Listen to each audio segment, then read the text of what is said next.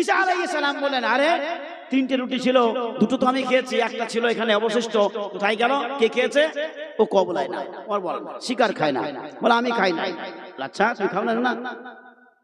ঈসা আলাইহিস সালাম বলে, চলো তাহলে, তুমি যখন খাও নাই, চলো। চলতে চলতে সমুদ্রের পাড়ে গিয়ে পৌঁছালো। সমুদ্রের পাড়ে গিয়ে পৌঁছে বলতে লাগলো, ও হে গোলাম, এই সমুদ্র পার হতে হবে, কেমন করে পার হব? গোলাম বলে, হুজুর গো, আপনার কি মাথা খারাপ হয়ে গেছে নাকি? নাই কোনো নৌকা, নাই কোনো কিস্তি, নাই কোনো লঞ্চ, নাই কোনো নৌকা, কিছুই নাই, ব্যবস্থা পানি, কেমন করে আপনি পার হবেন? মহান পাক আল্লাহ তাআলা কুদরতি দিন দান করলেন, আল্লাহ রাব্বুল আলামিন মৌজিজা দান করলেন। বলে, ঈসা, আমার হুকুমে তুমি চলতে থাকো, ওই সমুদ্রের উপরে পায়ে হেঁটে চলো।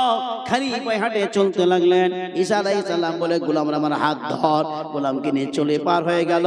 ঈসা আলাইহিস সালাম বলে, গোলাম রে, যে মহান পাক আল্লাহ তাআলা এত বড় মুজিজা, এত বড় শক্তি আমাকে দান করেছে, ওই মহান পাকের ওস্তাদে বলছি, বলো রে গোলাম, আমার রুটিটা কি হলো? আল্লাহকে ভয়